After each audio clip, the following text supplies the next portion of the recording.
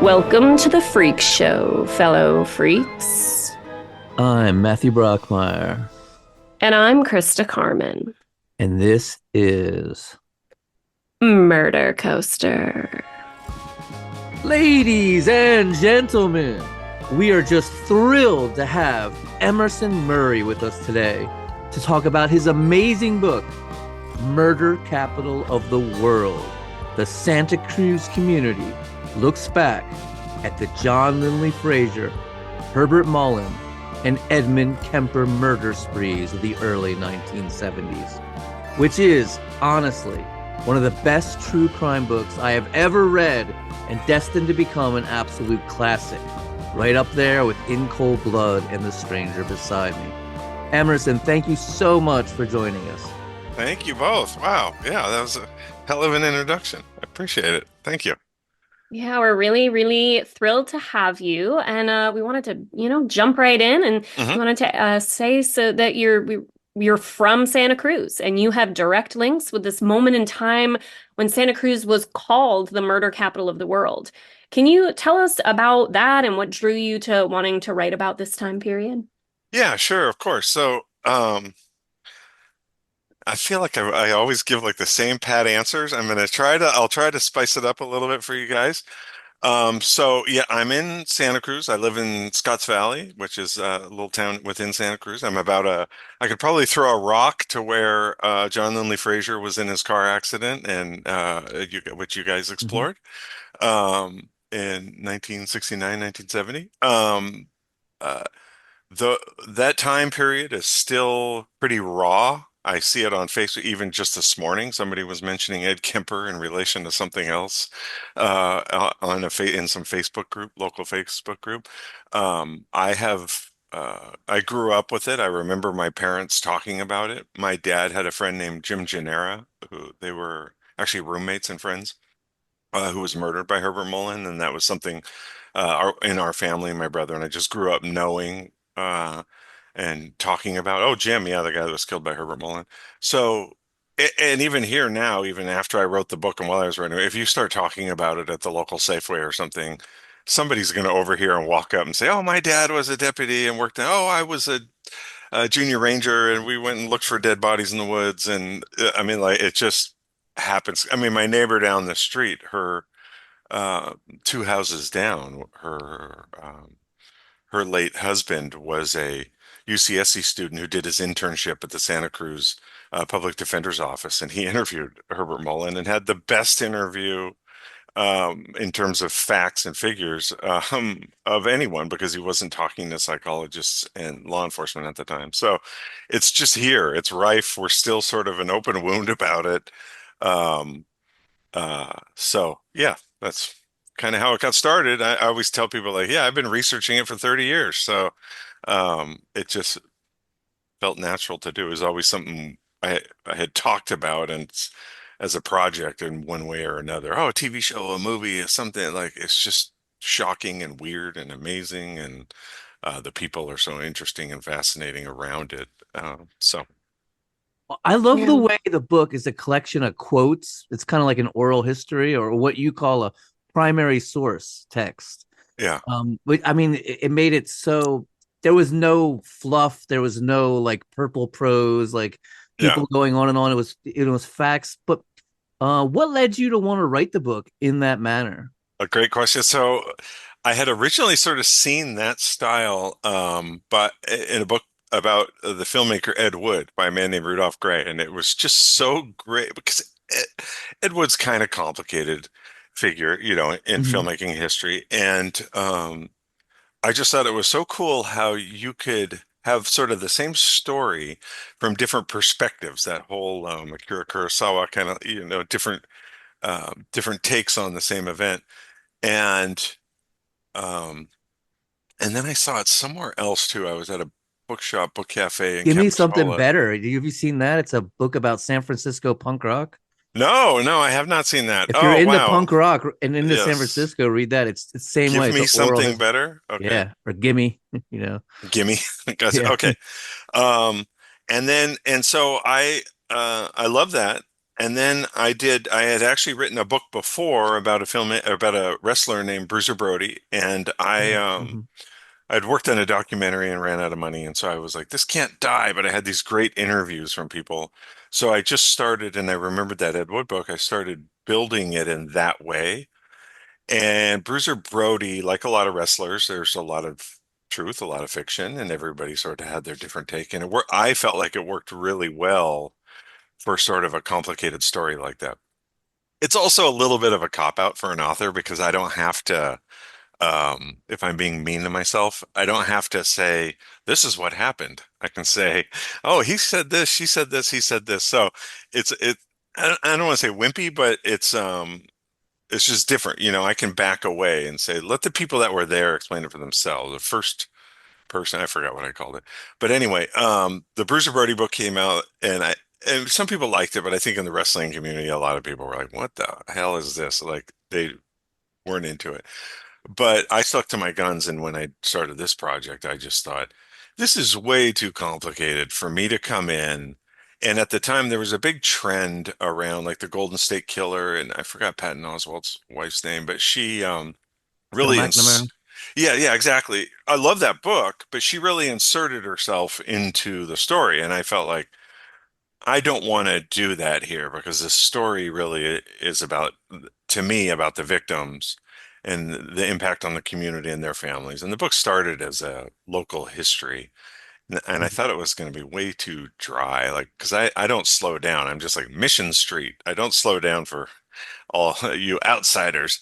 And I thought, oh, this will be a good local issue, but the true crime, I didn't think about the true crime. All the true crime weirdos came in and grabbed it and said, like, come with us.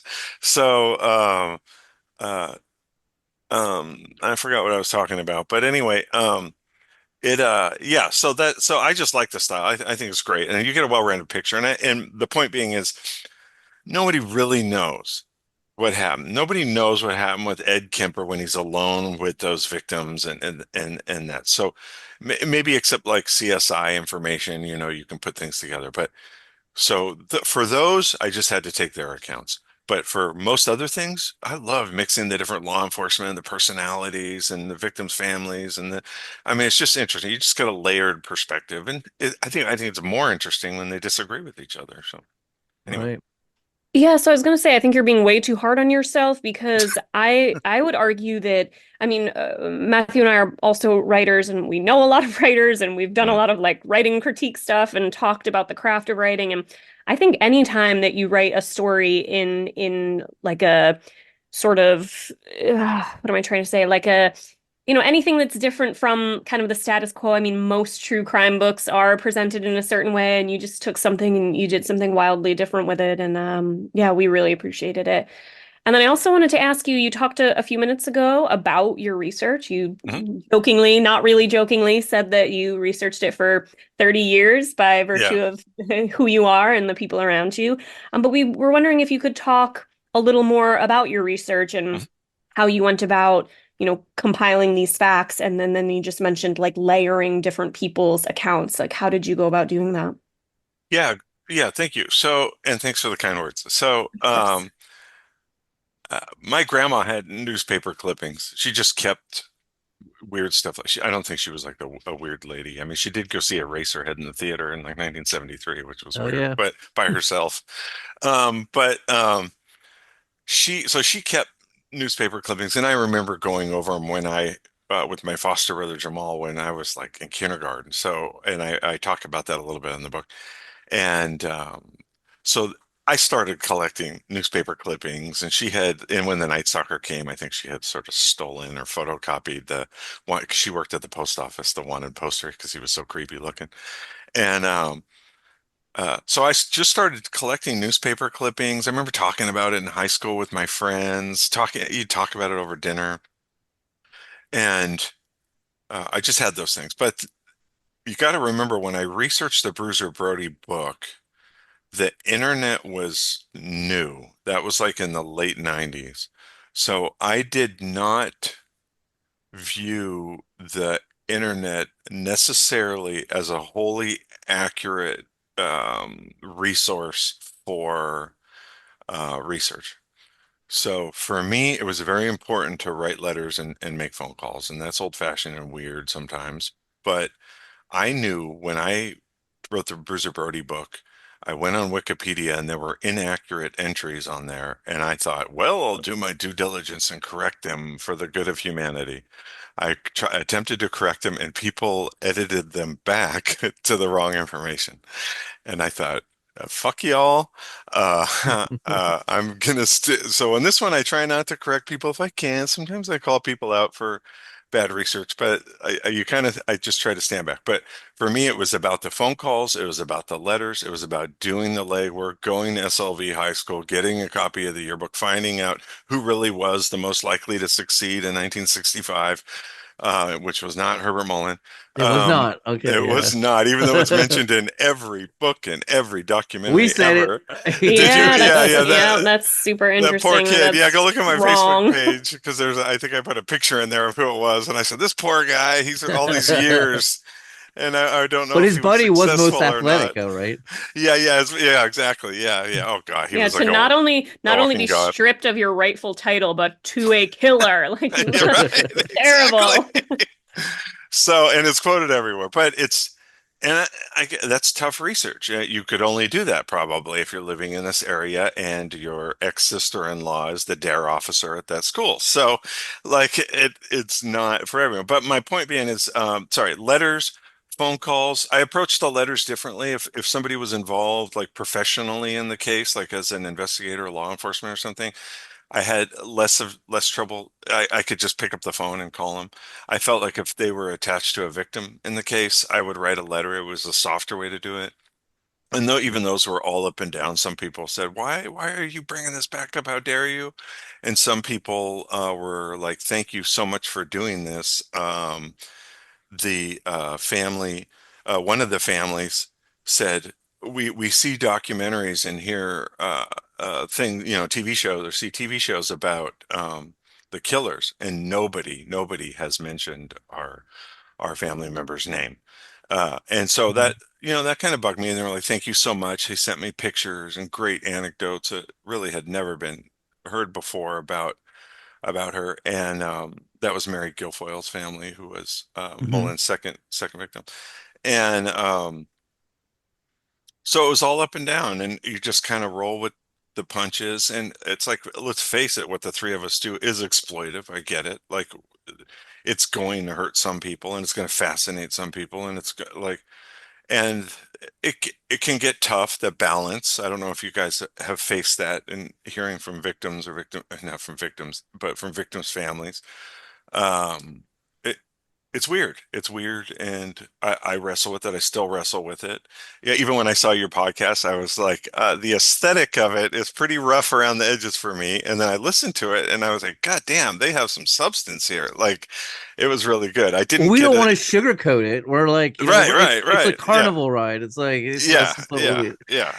No, and I love your Frazier episode was awesome, and all the Santa Cruz background and the research you did, and I love the carousel theme. That's just awesome. But anyway, Nice. you don't need me to be nice to you. So I forgot what the question was. Okay, let's go to the next one. What's up? We don't need you to be nice to us, but we like it. We'll Yeah, still okay, take yeah, it. yeah. There you Well, go. I mean, the research was so good. You found Edmund Kemper's old girlfriend. hmm That's crazy. I mean, how was that difficult? That was not difficult if you know where to look. It was just digging and digging and connections, and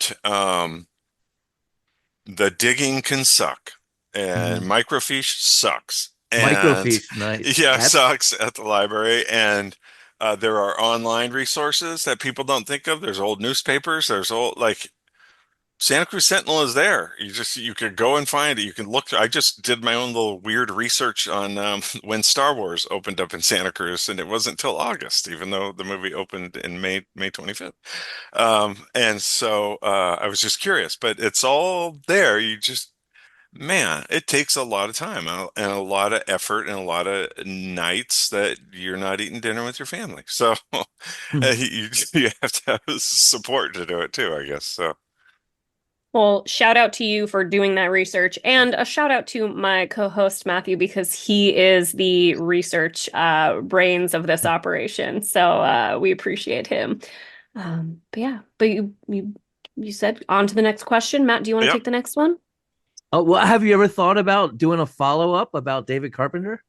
I have not thought about David Carpenter. Well, no, I can't say that. That's not true. It did cross my mind, but I thought uh, a couple of podcasts have done really well. I don't know. I don't have a personal connection. He makes a little appearance in my book because Yeah. he was convicted for some crimes in the San Lorenzo Valley that he did in the San Lorenzo Valley.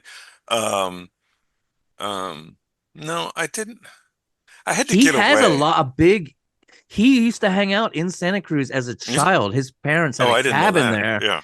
and he was actually out there 10 months before Frazier killed the Otis, Wow, I didn't know that. hunting, looking for victims and stuff. And Oh, wow. I didn't know yeah, that. Wow. yeah, yeah, and he I got did caught. find if you look on my Facebook group or my Facebook group, that sounds so arrogant. If you look on the Facebook group I created, there is I took one day. I actually found a day where here's where David Carpenter was, here where Kemper is, here's where Mullen was, and of course Frazier was in prison.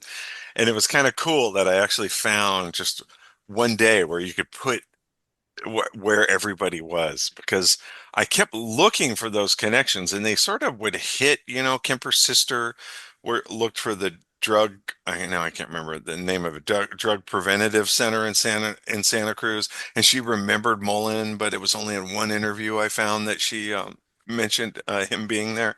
And so there were like little connections all over the place, but it was hard to find like specific days or anything that matched up. But I did find one, and it had David Carpenter, and I was What is getting your Facebook group? I didn't realize you had one.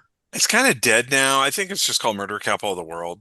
Okay, There's check it some out. interesting stuff on there that I put on there. It kind of became like a little bit of a one person show because um I, out of fear, I was worried because the book draws out a very contrasty, or I don't know, there's a better word, um audience between Diverse.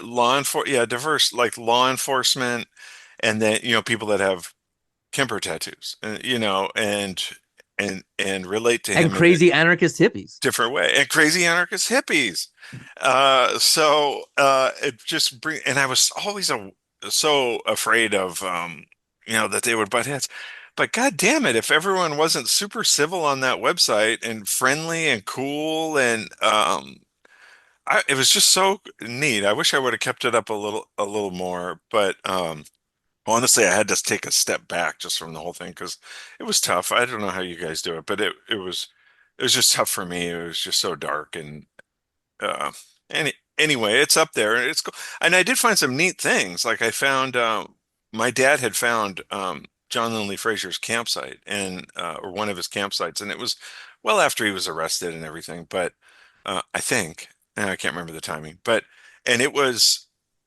I kid you not, across the street from where Mullen murdered his first victim. It's Right. like, are you kidding? Like, this is wild. And then also that movie Us came out that was filmed in Santa Cruz. Yes. Yeah. And if you look at the in the preview, they really featured the shot where they're driving to the beach. And of course, if you live Mhm. in Santa Cruz, they round that corner and it's totally different. But it was filmed up at UCSC, and it's got that song that I've got five on it. Like that's how people Hmm. know it, sort of. And they're driving in the car. You see the yellow grass in the background, and that's exactly where Kemper killed his two victims on the UCSC campus. And I very much doubt that the filmmaker at us knew that, but it's sort Jordan of Peele, I don't know, strange. he Yeah, might have. maybe right. He's Yeah, E- pretty it's strange. So Either way, that's a great piece of that weird. trivia Yeah, that we I went just out and shot a little video and out there. Yeah, yeah. So where he told him to wow. look out the window and then just shot each of them. That's so yeah, brutal. yeah, yeah. I said, "Oh, look at the sunset," and went really slow.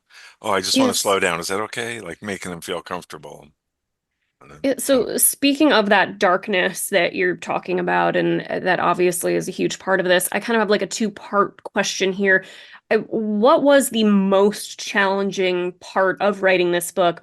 And then from your research and from everything you put in the book, what's the thing that stayed with you the longest? the most difficult for me was probably just how dark it was and rough it was for me, because uh, it gets it gets different when you're talking to victims' families and then Mm, going to write about them being killed. That was, and you have to do it every chapter. Mm, And it was something I was very intentional about because I think I disagree with most of the world. I think that you should. I think part of the trouble we get into, and feel free to disagree. You guys can't. I think most people do.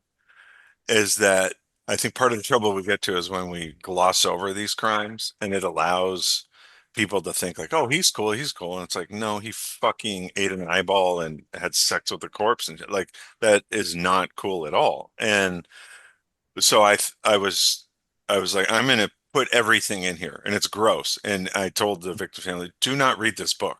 I told my right. mom, sweet Jesus, mom, don't read this book. Um, and Hmm.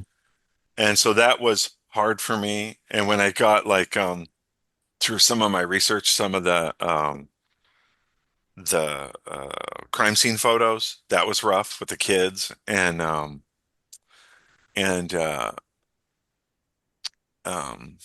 Joan Genera, I don't have a good picture of her except when she's dead. And I'm like, Mm, ugh, that is just fucking sick that mm, that's the so picture I have. Like sad. there, I can't get a good clean picture of her except for, and I didn't use it in the book. I put it in black like Bugliosi did in Helter Skelter. Mm. He did white, but I think I did black. But like, I'm not putting that in there. And I even wrote a letter because I had suppose my family said I had played with their daughter when we were kids, and so I wrote a letter to her just saying, I'm not asking for anything. I don't want any, like, I just don't want you to walk into a bookstore and pick up this book. Don't do it. And she later thanked me, wrote me a really nice email about that. But I don't remember. Oh, so that was like that was the darkest part. The part that has stuck with me the most is, I would say, and this is kind of maybe a little hippie, but is people's interest in it and the way that man, this sounds weird. I felt like I got kind of lucky with the audience. Like it just felt like people are in such good behavior and so cool to each other about the book. And I'm like, I know you guys disagree like on a foundational level with each other about a lot of this stuff, um but I'm just like so happy and given the chance to go speak and do podcasts like this. And I feel like I'm trying to represent Santa Cruz well. I mean, it's mixed, but I don't know. That's what kind of sticks with me, I guess. That's weird. I know you probably didn't want that. You want something else, no, but no, that yeah, was like, perfect. And I No, think okay, yeah. okay. it was so powerful the way you got these anecdotes from the families, and you would introduce the chapter with the victim, and you would talk Yeah. about, you would give all these facts about them, and then you would have quotes from their families about them, and then all of a sudden you would get to the crime, and the juxtaposition of those two next to each other was so incredibly powerful. It was so well done. Awesome. I'm glad you read it. Then that's what I try to do was like get to know them as people. And And then you bam, know they're gonna oh die. yeah, You know it, and you're gonna dread it and you're gonna wait for it. And I thought, I just I don't want the killers to be cool. And I right. don't want like these they're not numbers. They're not pieces of meat. They're not just names in some record book. They are people, and I wanted to flesh them out. So it's great to hear you say that because that's what I try to do. And you are supposed to feel shitty. Like it's not fun. It's not happy. Like it sucks. And if you try to make it seem other, um, you're doing a disservice to the victims. And that's fine if that's your project or what you want to do, but that's not what I wanted to do. So yeah. Oh, it's terrifying and it's Yeah. incredibly disturbing. Yeah. I always felt too if they were made like it would be such an amazing HBO series, and if you just never showed the killers' faces, and if they were just like kind of cut off, and he's arguing with his mom, and Kemper is, and Mullen is out hunting and doing weird things, and you just never see their faces. And then that movie Longlegs, which 5 stars for me, came out, and like the first scene, they cut off his head. I was like, oh, and it's kind of 70s looking. I'm like, God, that's They took that. Yeah.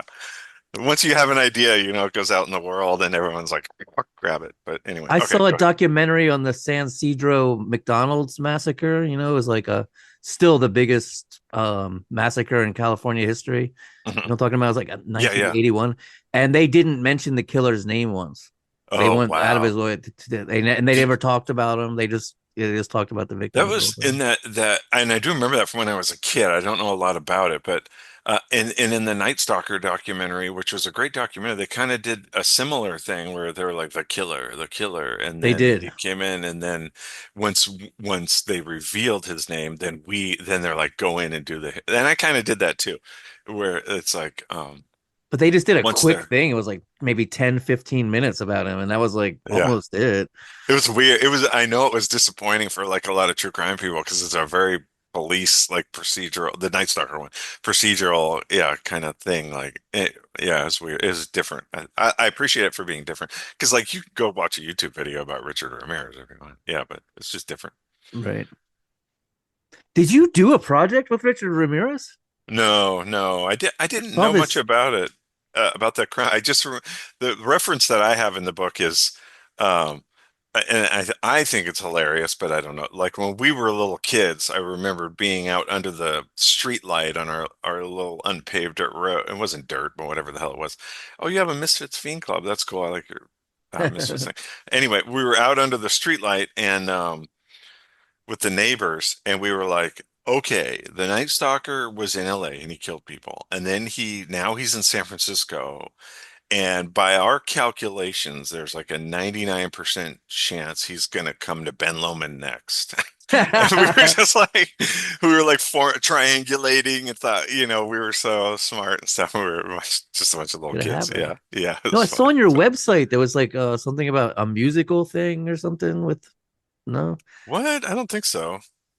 Yeah, Night so Stalker? on I the don't think so. music page on the was it Potions? Oh no, yeah, dude. No, that's a guy named Richard Ramirez. Yeah, that's a different. Oh, He's a noise that's not artist. the Night No, that's Stalker. not him. No, Oh my no, god! I'm that's a. like, what is it? He did it. Oh, isn't that weird? Yeah. Is he Yes. Yeah, we making were music with the Night totally, Stalker? Yeah, no, totally that's thinking funny. there was some wild collaboration going Oh, I'm how on. like, yeah. weird. Did he like talk to him in No. prison and put his voice behind music or what? Oh, that's funny. No, he's a noise artist out of Texas. I don't know if he's still in Texas, but like from the 90s. I met him in the 90s. Oh, I don't really know him, but through mail, through letters in the 90s. Yeah, that's funny.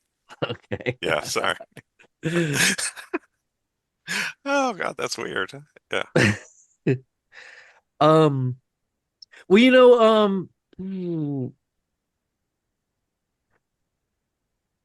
I can't help but to see Santa Cruz as kind of like a microcosm of America at Mhm. that time, and but it was like on the front lines, like it got hit first with the hippie movement and the liberal movements and the serial killers that would Yeah. eventually come and plague the rest of the world. Did do you want to do you feel like that? Yeah, Did you yeah, feel like I, it I, I showed? think so. Microcosm is kind of true, but here's the thing that I think a lot of people miss. And when I was talking to some producers and things, I think a lot of people were missing. I think the BBC missed it. Was um, Santa Cruz? It's different in some ways too. So, and that being there is you can't underestimate the amount of laid back attitude that Santa Cruz has. And I found the Stanford newspaper that at the time, the Stanford does it like a daily newspaper at their university, at their college. And it was kind of making fun of them because they're interviewing people and they're saying, yeah, there's a killer out there and I'll probably stop hitchhiking for 2 weeks. And then it's like, what? So like it was after the Frazier crimes, yes. Like gun sales went up, people ran out, got gun. There was fear everywhere, and but there's different layers. Santa Cruz has a foundation of conservative, old, not like old, but California old. How about that? Money, and on top of that is all this hippie madness, 1965 UCSC and the women's movement and the drug movement and the youth movement, all these things. And you're absolutely right that we were the tip of the spear on a lot of that stuff. but there was always this foundation. So when you say like, oh, they're out running and buying guns, no, some people were. That those older folks, when they did that Ute study too, the undesirable transient element sort of study, they Right.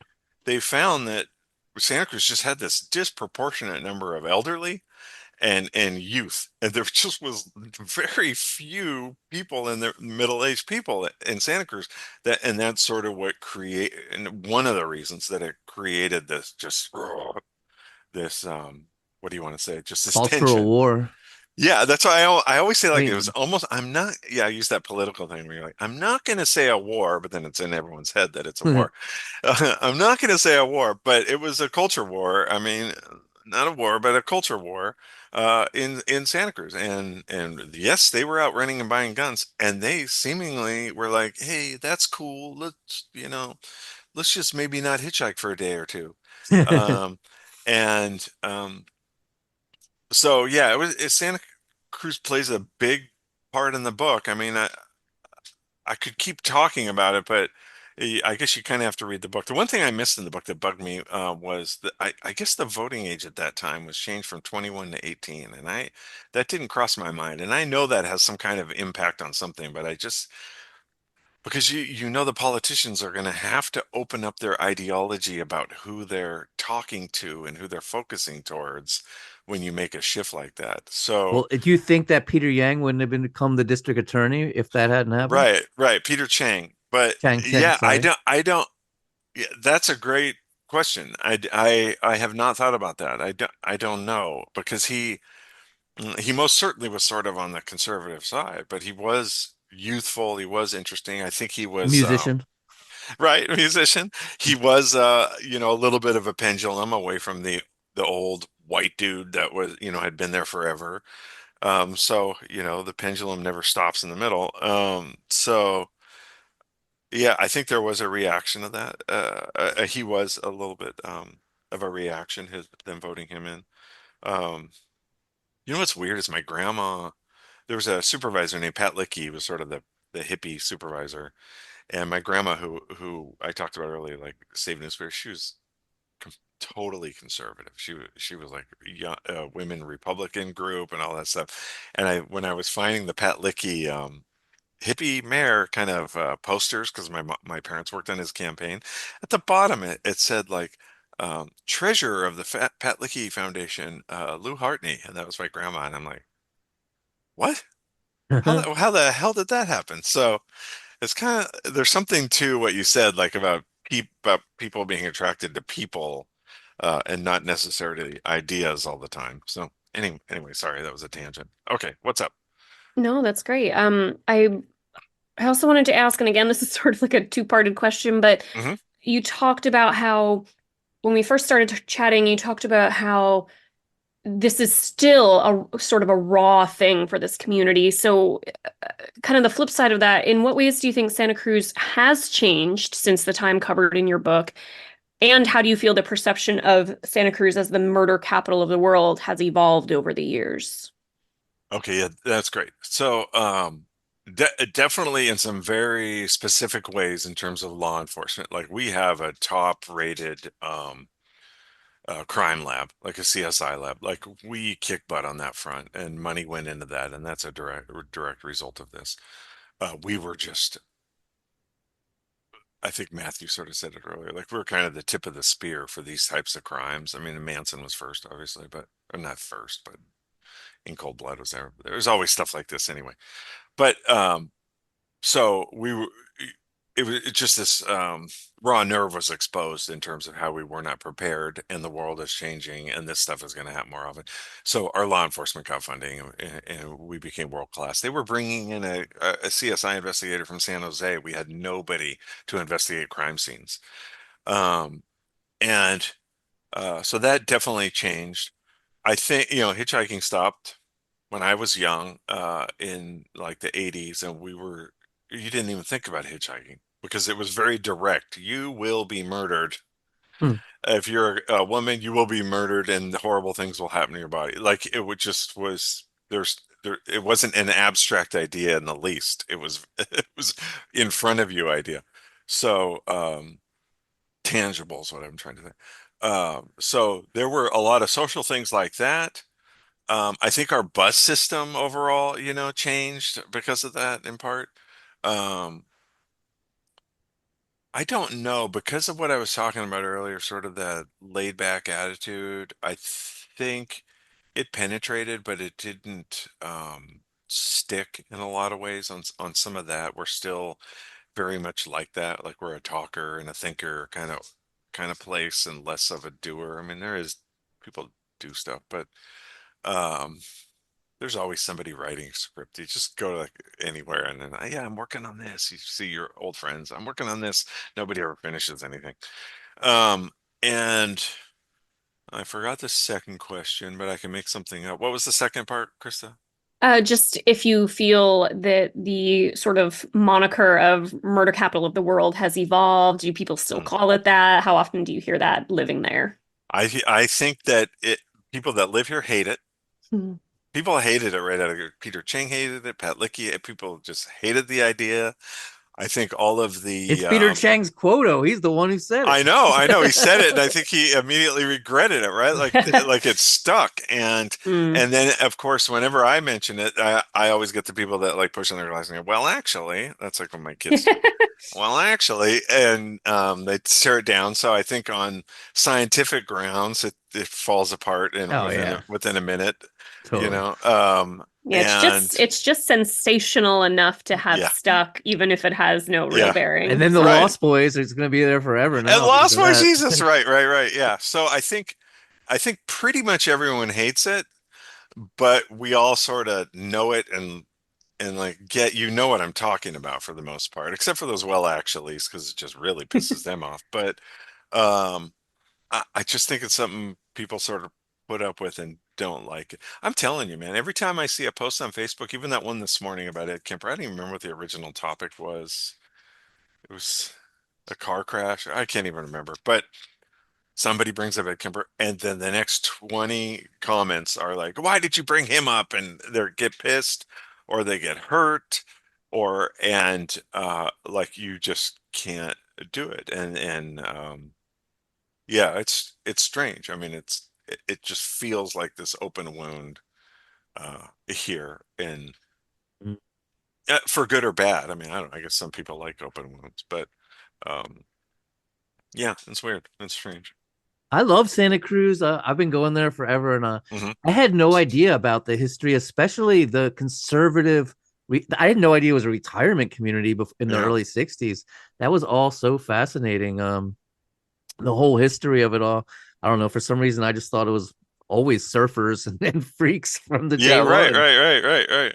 And you would Uh, think it was strange when it was developing, and even some parts still, an area here that they call the Beach Flats, that was always sort of a more poor area of town, and it's right across from the border. It's like in the most beautiful part of the town. Like it's just how things sort of panned out are strange. Maybe it's a Santa Cruz thing. I imagine it's everywhere, but they're just not great planning, and then you add in all that social struggle, and it's me. I agree with you. It's fascinating. It's an interesting town. Peter Chang had that great quote where he said something. I'll get it wrong, so it's a single quote of you can be downtown around tons of people, surrounded by people, and within 3 to 5 minutes, you're out in the middle of the woods where there's nobody, and nobody can see you or right. hear you. I mean, it was always the mountains around Santa Cruz were always known by law enforcement as a dumping grounds for bodies for crimes committed in other areas. And you So got to close to the understand Bay too. Area. Yeah, right, yeah. So it's like San Jose and all those Bay Area, not all of them, but you know what I mean. Hmm. Murders committed elsewhere were brought, but the bodies were dumped here. Um, and it was very rural and with a very low population, and just different types of communities. And if you talk about Boulder Creek and Ben Lomond, where I grew up, the San Lorenzo Valley is, and Herbert Mullin didn't grow up, but he went to high school there. It's very different. It's very rural. My dad Hmm. worked as a logger. Like there's logging folk out there and stuff. It's just different than the youth in Santa Cruz, or I'm in Scotts Valley now, which is more conservative and probably, I'm not even gonna say probably, just leans towards like a white population and has a little more money. It's probably everywhere. I don't, it's hard. Well, I live up Yeah. in Humboldt, and it's a Uh-huh. lot like that as well. Yeah. Like I can be out in the middle of the redwoods in a 5 minute walk. In the middle of Yeah. nowhere. Yeah. Yeah.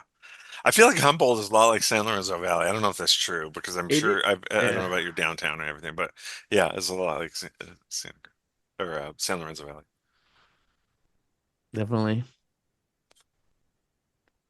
So you're like a total Renaissance man. You paint, you make sounds and noises and music. You want to tell our listeners about some of your other projects? Yeah, so I mean, I'm always doing something and jumping around. I think it's part of the problem is, like I do a book and then I'm like, nah, I'm not doing any more books. I just sort of go where I need. I was painting for a while. I did noise back in the 90s. I kind of did a little bit more recently, and now I'm trying to do comic strips. It's just I don't know where the ADHD takes me. That's where I go. So like that just happens. I don't know. And I'll tell you this, Murder Capital of the World, like I was not expecting. I honestly I thought this is gonna be so factual and dry and boring. Like nobody outside of Santa Cruz, because like I said before, I don't um, I didn't slow down for anyone. I just said, Mission Street, this, UCSC on this part of campus.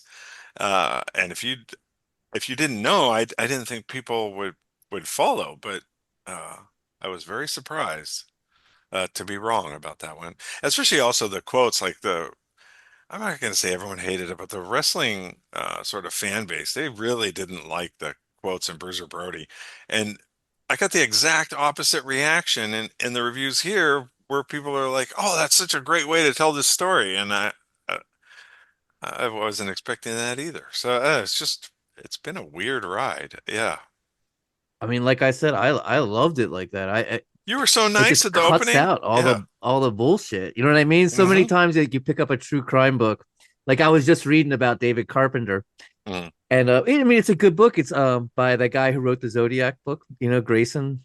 No, I don't Uh, know, but uh-huh. it's the same guy who wrote the book on the Zodiac, and he wrote a book called The Sleeping Lady. And you open it up, and the first 15 pages are just him talking about Mount Tamalpais. You know what I mean? Just like the way the Yeah, fog drifts through the redwoods and the sunset, and the way you can see San Francisco and the Golden Gate Bridge, and it's just blah blah blah. It's like him trying to show off. Look, I know how to put sentences together. yeah, Where it's yeah, like, this is like facts and people, and that's what's really important to me is it's the people themselves speaking, so you're have this intimate connection with them that's that cool. was so Yeah, powerful. yeah. I forgot to ask this and I forgot to look it up myself. Is there an audiobook of this project? Oh, I've been asked that. I just didn't know how to do it. I Yeah, didn't I mean, know how I to would imagine get it a would be a very daunting right. undertaking. Like, do you hire voice actors? And then that's Yeah, right. weird. Like, because they're not the people interviewed aren't necessarily celebrities or anything. You're hiring. I don't know. Yeah. It's just I wasn't sure how to do it. I did that in ebook. I learned how to do it myself. I did it myself, so it's a little cheesy. And even in the beginning of it, I say, go buy the paper one. There's like 300 pictures, and this is like 10. Hmm. Um, and that's on, you can get that on Kindle. I mostly did that for the international audience because it was like $80 to ship it to different parts, over in Europe and stuff. And like 80, my book's not that good. Damn, you guys. And so I could be like, hey, Finland, you have the one copy over there with the first edition because I printed that one myself, 1,000 copies, dropped in my garage, hand numbered them. My kids helped me stuff the envelopes. We kept a log because I kept a log also because one time, and it might even still be on there. You can go to eBay. I mean, the Bruiser Brody book was on eBay and it said signed, and I said, "Are you kidding me?" And I made a point to only sign that one with a red Sharpie. And I went, and sure enough, there's a picture, and it's the red Sharpie. It's my signature. I'm like, which one? I didn't sign very many. Which one of my friends was the creep that went and sold it on eBay? So I went on it. So I made it like a Google sheet for this one, and so I know who had. I mean, a lot of them went to Bookshop Santa Cruz, but who has of the first printing of the 1,000, like I know who you are. So if your number is out there for sale, I know you sold it. Maybe you died and your family sold it, but You hope. so yeah, They so better have. yeah, you better have died. But some people bought multiple copies. Okay, you're off the hook. But and it was really fun to do it with my kids and stuff the envelope and sign. I signed each one, and um, if I knew them, I put a heart sometimes. And and uh and so it was just fun. And then, but it was tiring. It was exhausting. It's a lot of 1,000 books of this fat big old book is was a lot. And got through that. I still have one box left for my kids after I die. Like you do with that, it's what you want, like 10 books. And then the second one, I just did it through Ingram Spark, and so they just produce it. It's like I don't know if it's print on demand or they just make a bunch, and you can get it on Amazon. I always say go to bookshop.org or whatever that is, and or Bookshop Santa Cruz. It's on my website, but um, yeah, I forgot what you had. Oh, about other stuff. Yes, painting. I'm doing comic strips now. Yeah, they're terrible. I'm going to be at Zine Fest in San Francisco soon, but that's I always saw fun. them on Instagram. They look good. They're Oh, fun. thanks. Yeah, you guys liked a bunch of them, and you guys like Peanuts too. I just got into Peanuts. That's part of what the comic strip is about. But yeah, it's like a teenage version of Peanuts where he's trying smoking and stealing and trying smoking pot for the first time. I'm like, you couldn't do that back then, but I can. My life growing up was very different than Charlie Brown's or Calvin and Calvin and Hobbes, and like, let's talk about that. And so far, nobody thinks it's funny, but so fuck them. I think it's funny. So Yeah, good stuff. thanks. Did you happen to? I was just curious. Did Mhm. you talk to Edmund Kemper at all, or is those just collected? No, you just Those are collected just all the. collected, Mhm. yeah, from YouTube, and then I got access to a couple of interviews that he did that hadn't been heard before, and so I had a ton. I did write to him 3 times. I wrote to him once. I didn't get anything back. I wrote to him a second time, and then I heard that he couldn't see, so I wrote to him on like 90, a 92-point letter with like 3 words per page or something, and never heard from him. And I thought, he can't stop talking, so I got all sorts of YouTube videos, and I had interviews with him. He's in magazine. I had so much information from him, Yeah, I and then love all the his quotes from descriptions. the sleazy '70s magazines, Oh like God, I love that. "Inside Detective" and "True I know, Detective." That's just right? so cool. And the lady that wrote that, she's a reporter from this area, from Watsonville. So, um, and I thought she would be the star of the TV show. Anyway, yeah, so I never talked to him. And then even I don't know if you saw the Lookout Santa Cruz article, but he just had a parole hearing a couple weeks ago and he didn't show up for the parole hearing. And He's when all fucked up. He's had like that's two what I keep strokes. hearing. He can't talk. He's all drooling. He's in a wheelchair. So when Herbert Mullin had his parole hearing, I went to that, and that was Really? and I visited him in prison, and that was Oh, very cathartic. That was like, he was our boogeyman when we were growing up. We kind of logically knew he was in prison, but he was, we didn't have to make up a boogeyman. We had Herbert Mullin, and we would, as little kids, talk about, him coming for you. It's, that was our boogeyman. And to see him just little and broken down, and, he had one tooth or something, and it was just like, it was cathartic. It felt like I had been cleansed in a weird way of this fear. And I kind of wanted that with Kemper in a weird way, maybe in an inappropriate way. I don't know. I just wanted to be like, I just wanted it to be done. Like, I'm done with you. But he didn't show up. He didn't show up to the parole mm. hearing, so I didn't get that opportunity. They do them over Zoom now, so, or Microsoft, whatever that version is. But um, so I didn't get that opportunity, but it was still interesting. They went over all of his medical history, but I didn't get into detail. And What was Mullen like when you visited him? Was he? I mean, he seemed when I imagine him, I just imagine him being like, "Well, the die yeah, song," yeah, you yeah. know what I mean? Being Yeah, crazy. yeah, yeah, yeah. I don't. Okay, so he's very calm. He's quiet. He does mumble to himself. Like he was clearly uh I'm going to say schizophrenic, but I'm not a doctor. I don't, I'm saying that out of absolute with no authority at all. He had mental health issues. How about that?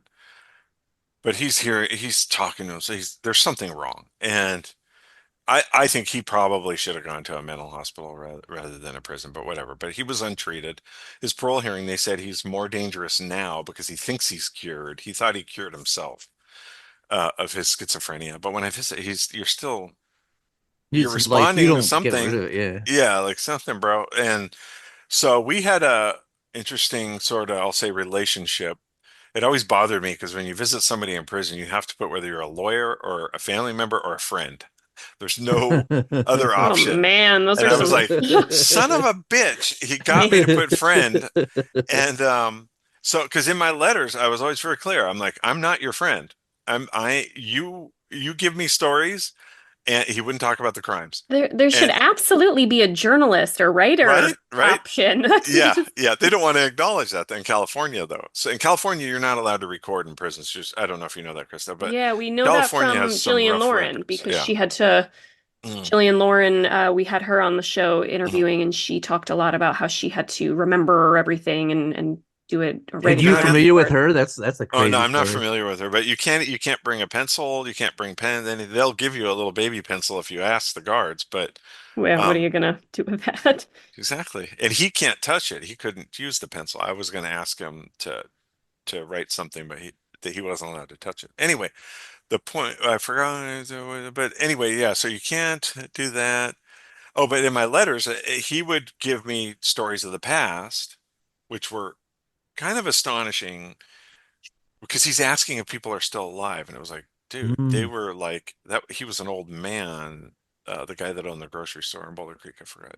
Um, I forgot his name, He was but an old in the 60s. he was old, and when you were there, like it's been 50 years, and it's just boom for him. It's just nothing. And so I'm like, that's weird. And then he would also ask about news stories about wolves that had been tagged and were straying away from their areas. Like there was a wolf, I forgot the number, that was coming deep into California from Yeah, Oregon I, or I remember something. that. Yeah. Is that what that's what he's interested in, which I thought was that's kind of the Steppenwolf, the wolf. I'm like, I mean, whoa, it is fascinating. that's kind of you, Herbert Mullin. And like that was weird. But then I'll tell you the good one. And then my family loves this story because it's so weird and I've never experienced this before or since. So we're sitting in the prison and he is talking to himself and he's like mumbling about things. And we went and got our picture taken. It was around Christmas time in front of this cheesy like plastic backdrop that Hmm. looked like a Robert Kincaid painting, like a shitty one. Well, not that he was an amazing artist, but it's like a little cottage in the snow with smoke coming out of the chimney, and the light is on in the cottage, and that's in the background of the picture. You can find that picture online. Um, I think it was in the Lookout Santa Cruz article. And okay, then it's stupid, cheesy, whatever. They took the picture, and then we're sitting there talking, and he's across from me. And in prison, it's weird because you're in adult chairs, and then the tables are super low, like little preschool tables.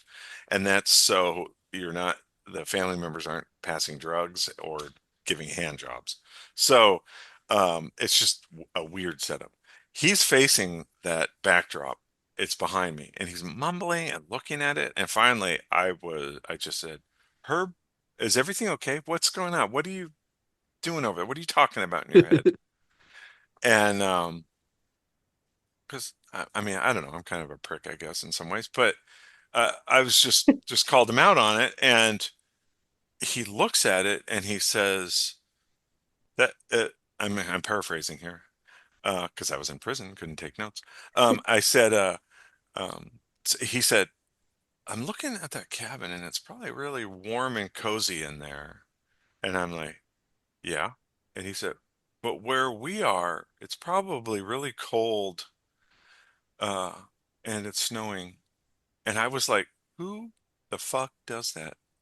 Who looks at a painting and doesn't put themselves in the cottage? Who looks at a painting and says, like, I'm looking at the Mona Lisa. I'm probably 4 feet away from her, looking at her. I mean, it's like this guy is the ultimate outsider.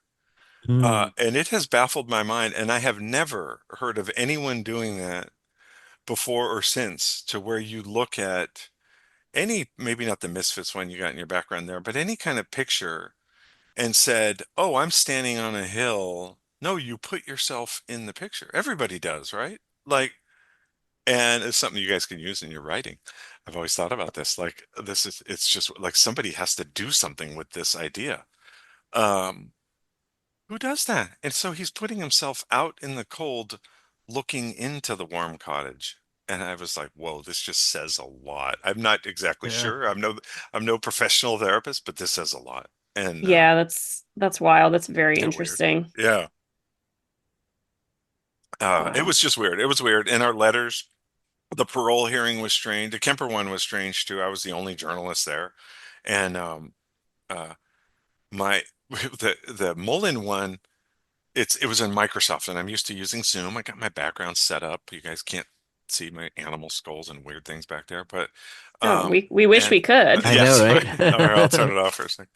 And she what was I gonna say? Hold on. So in oh God, it's a mess back there. But so he he's writing to me. Oh, that's what it was in the parole hearing. So I got permission to go to the Mullen parole hearing. I wasn't used to the Microsoft software, so I'm worried about all these technical issues, not what's in my background. My computer and camera at the time were out in my living room, and um, it pops to life. It's like they're like 10 minutes late. I pop on, and there's my background, my living room with my paintings I have done and stuff. And then everyone pops on the parole board, Mullen pops on everything. And my German Shepherd is in the background, like pacing and licking himself and scratching himself.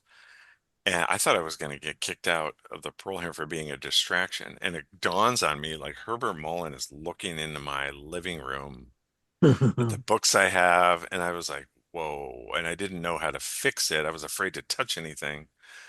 And then he didn't know anything about my life. I didn't reveal, except about my dad. I didn't reveal that I was married or had kids or anything. And so the next letter said, "What's your dog's name?" And I said, I'm okay with that. So I said that my dog's name is Atticus. And then I don't think my wife was too happy when we got a Christmas card for Atticus from Herbert Mullin. Wow, Wow. It that's was like crazy. weird. So like before you said that he asked what your, I was sort of like, well, maybe he was paying more attention to the parole officers and not your, but no, he was definitely He looking. He was saw looking your at the dog. fucking He dog. zeroed in and made a connection the Yeah. only way he could, which is also interesting. Right, right, yeah. Yeah. And then he would talk about his dog and going on trips and yeah, and giving him Wow. cookies, and I'm just like, oh, it's just weird. Oh, it's very strange. Yeah. Yeah, it's also a little sad. Like, I mean, if you want to look at it with Hmm. not quite a, quite such a bleak outlook in that, just a killer looking for any way to make a connection with somebody in his sphere. I mean, it's Right. just sad. Like me, I mean, not that I Oh, have it's totally sympathy sad. Right. empathy for, but Yeah. talking about his dog, reminisce. It's just Yeah. Well, And he was so deep in psychosis, but I mean, he killed your dad's buddy. What like oh is what's your yeah. dad think about you hanging Oh out with yeah. him, He talking to thought, him? and my dad. I think my dad knew what I was doing. He saw what I was doing. I think some of the people I interviewed weren't happy about it, but hopefully they got it. With that, you gotta Um, have some. He didn't do it out of anger or vengeance or like some even a sexually motivated. It was just completely. It's like Complete insanity, complete right? insanity. Yeah. Complete insanity. And um, it was one thing that was weird too, and I don't think I've ever talked about was in one letter, it had been the 4th of July, and he wrote something about he remembered being down in the Santa Cruz Wharf and seeing the hippie bus because my dad was the one that owned the bus in their little commune area in Santa Cruz, and he The holiday remembered commune. seeing all them. What's that? The holiday commune. Yeah, yeah, yeah. So my dad owned the bus and lived there. That's where he lived with Jim at the holiday commune. And Yeah, that's weird, you guys. I'm used to talking to people that don't know this stuff. I'm sorry. So, so, but Herbert Mullin wrote in a letter, he remembered being at the wharf on the 4th of July and the fireworks, and there was all those hippies there and down on the when they had brought the bus and they were all sitting on top of the bus and stuff. And he didn't say it outright, but you could tell kind of what you're alluding to, Krista, that otherness, that outsiderness of I know some of them, but he wouldn't approach, knew he was too weird to approach them. So Right. I asked my dad, I'm like, did you ever take the bus down for 4th of July and watch fire? Oh yeah, I remember that. And my dad, then I get a whole different perspective on that Wow. story. Yeah. That was So after the book, weird, man. unfortunately, came out, unfortunately. But yeah, so it was weird to have those. I tried in the book to cross-reference everything that I could, and obviously in some places you can't, and I had to make the decision whether I'm going to include it or not. Like there was that woman whose husband had been a counselor, a therapist, or something in prison, and she said, "Oh yeah, my husband had a group with Herbert Mullin and Ed Kemper and Charles Manson." And I'm like, I don't know that I could verify that anywhere, but Right. sure enough, there There was a is Ed time when they Kemper were. quotes about hanging out with Charlie Manson. Oh, I found in Oh, see, another oh, book. I haven't found any. I haven't seen any of those. That's interesting. Yeah. So, like, I know that there were in Vacaville. I could find a time when Hmm. everyone was in Vacaville together, or it wasn't Mullen. I guess it was Frazier, but I can't remember And now. But Carpenter was in there with those guys too at the oh, same see, I exact didn't know time. that. Right? Yeah. Like, it's so weird. And Mullen did remember Frazier. I mean, he remembered him all wrong. He was like, "Oh, that's the guy that killed the dentist," and Frazier had approached him. Frazier was doing some playing frisbee or something, and had approached him and talked to him. But Dude, can you imagine that conversation, dude? Holy shit. I think it was stilted and weird, I honestly. Like bet. I think like neither one sort of They're both acknowledged crazy. the Yeah, man. other. This is actually a picture of my dad. This is like my favorite picture. We got this printed for whoops, where'd it go? At his funeral. I always thought that. And look, I'm wearing Oh, a fucking yeah. Peanuts shirt. That's weird. Yeah. So Oh, that's anyway, so anyway, funny. That's that's weird. great. Yeah, that's kind of cool. So I will ask, Mhm. I mean, kind of a difficult question, but just any insight that you may have. And, I know you've talked a lot about how you want this to be a lot about the victims, and we don't want to sensationalize, and we don't want to, shine a spotlight just on the killers. Um, and That was then for my maybe, my book though. You guys, you do you. yeah, I no, think I'm just gonna say shtick. That sounds insulting. I don't mean that. It's a, I it's a think shtick. It's a you. shtick. I'm the Okay, carnival barker. It's a okay. total I thing. think Yeah. the shtick is awesome. Well, awesome's weird, but I like the carnival aspect to it. I love in the Frazier one that history. Who the hell else is going to do that? Where the hell else is it documented about the history of our carousel? Like, Mm. I don't know. I think it's cool. I like it. I mean, it's not what I would do. It's not that. And power to you. I love to disagree. So Yeah, yeah, go and ahead. Sorry, and Krista, I no, interrupted. no apology necessary. And just like for your own, um, just for the sake of conversation, like we kind of have this sort of like, yes, that's our shtick, and that's like how we differentiate ourselves, but at the same time, like Matthew and I both have, children, families, and a lot of what we do is sort of like like my personal interest in true crime is like for my own sort of knowledge, and I have a, young daughter, and it's like it's sort of like a don't forget that these things exist, and like a lot of women, which is a reason why a lot of women like true crime. And so I guess my question is, I know you think of your book as more of like a historical snapshot, and we're, calling it true crime, but semantics aside, what do you think, like where do you think your book falls in sort of the annals of true crime, or even if you don't want to say true crime, Mhm. but like something that shines a light on something terrible that happened in the past, and does it change the way people think about true crime or about Mhm. the crimes and its cultural significance? Oh, yeah, that's a good question. I did not shoot for anything so lofty. I most certainly, and I tried to do this with the Bruiser Brody book. I wanted to come up with a textbook that has Mm, all the facts, it has everything that I could get in there as accurate as possible. And to basically tell a story. Does it have a moral or a lesson to be learned? I always feel like, and I hope everybody will just feel free to disagree with me, but I feel like that in a lot of ways is not the author's job for something like this. And I think that the lessons to be learned are so varied, especially in with a story like this. Um, and it's not only so varied, but for each reader where they're at in their life, because like I said, the audience is so different and polarized in a lot of ways. I think there's different lessons to be learned for different people, and I would not. And maybe that's sort of the painter in me. I used to tell people like, "Oh, this painting's about this," and then there's a local potter named Matty Leeds, and he said, "What the hell are you doing? Don't ever tell anyone what your paintings are about. Hmm. Let them come to it." That's And so so maybe interesting. I drag that into the book, but for me is like I'm painting a picture and you need to decide what it, you don't need to, you can do any damn thing you want, but you decide what it means for you. I Because love that. based That's on your, great. like you said, you have kids. For me, I was with the podcast interviews I did after the book, I couldn't talk about the Ico coup murders without getting choked Mm-hmm. up. My daughter was that age. And I like, if you watch the bookshop Santa Cruz one, like I start crying like kind of an idiot. I always felt like it's a little insulting to people that actually lost someone, but I just couldn't help myself because you have those personal attachments to it.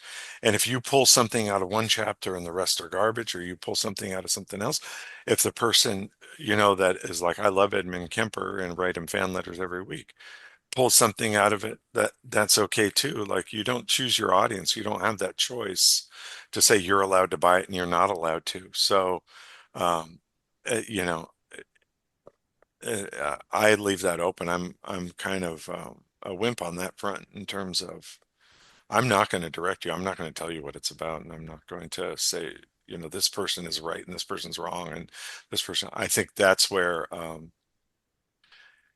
you end up limiting your research if you do that. When I went into this, the way that I thought about Kemper's mom was so different than the way I when I came out, and it just took a lot of hard thinking and how I was going to sort of present her because the only reference at that time going into it that I had was from Kemper. And you think, wow, that's fully loaded. We're not getting a biased picture at all. Give me a break. Of course we are. So like going in, it was just interesting. And when you think about the idea by his own admissions that he's 8 years old standing over her with the hammer and she wakes up at night, as a mom, a single mom, especially, what do you do with that kid? And And he's he's already sneaking, like 6 foot tall.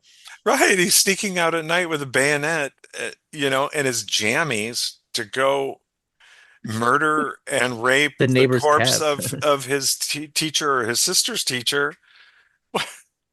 to kiss her, What are you to going to give do? her a And kiss. Yeah. right, like yeah, like I don't know. And was it Oh, I sick don't and know. wrong to lock him in this basement? I mean, the description of the basement is from him, but like, yeah, that's pretty abusive. Like she's no angel on her own, but it was Did you talk to his sisters just at get all? well rounded. No, but I found in I try. I'll tell you that You story tried. too, real quick. I got an interview, a recording of an interview with one of his sisters, Younger and one. the younger one, and I try not to mention her name, but just I don't think she would want me to. And she's here. She's in Santa Cruz. I see her Facebook page, and I see her friend around and Wow. around town, and I listened to this interview, and she is so smart and funny in that wry way that I imagine that her mom was, and Kemper kind of is. Hmm. And but her voice was so soft, and I made this, I guess, rookie, stupid mistake of sort of like I like her, like she's like I could hang out with that person. You're listening to this hour-long interview over and over and over, and it's like, man, she's just like clever and funny and insightful and intelligent and just cool. Like I just liked her. And so I had written her a letter and never gotten a response, but I had never also didn't get a return that it was undeliverable. So I said, you know what? I'm nearing the end of my research. I'm going to call her. And so I did call her. She answered. And I said, is this so-and-so? My name's Emerson, and I'm working on this book about Santa Cruz history. I didn't lie, but I was just trying to be soft. And she said, I got your letter, and if I wanted to talk to you, I would have reached out, and hung up. And then I got a text immediately saying, if you contact me again, I'm going to contact my lawyer. And I was like, that's a bummer. I didn't know how else to approach her or what, and I just made the mistake. I don't know if other researchers do it, of assuming that that somebody was away or something, and it was dumb. So apologies to her for even reaching out, but I felt like I had to try. I mean, that's what you have to do. That's just the way it works, Mullin's sister too. I think she's still alive. But when I wrote her letters, but she didn't respond. But when Mullin died, for some reason, the California Department of Corrections called me, and here's friend. I'm his quote unquote friend, right? And so they called me and let me know, and they said, we're looking for next of kin. And I said, I think his sister's still alive. So I called her and I said, hi, my name's Emerson. I wrote a book about Santa Cruz, and then she hung up on me. So I called the CDC. I didn't even get anything out. CDC back and said, that's her number, but she just hung up on me. But that's his sister. So kind of interesting. Wow. Well, this absolutely fascinating. Wonderful interview. Ladies and gentlemen, the book is called Murder Capital of the World. The Santa Cruz community looks back at the John Linley Frazier, Herbert Mullin, and Edmund Kemper Murder Sprees of the 1970s. Buy it, read it, get the physical copy so you can see the 300 photographs. I really can't recommend this book enough. Find out more at www.emersonmurray.com. We will put links to all the social media and everything in there. And hey, you want me to put a little clip of one of your soundscapes in here now? Oh, God, don't do that. Yeah. No, okay. Emerson Murray will take you to everything. Yeah, emersonmurray.com. Yeah, just thank you guys for this opportunity. Well, thank you. Thank you so much for joining us. We really appreciated it. We both really enjoyed your book. Thank you. Bye.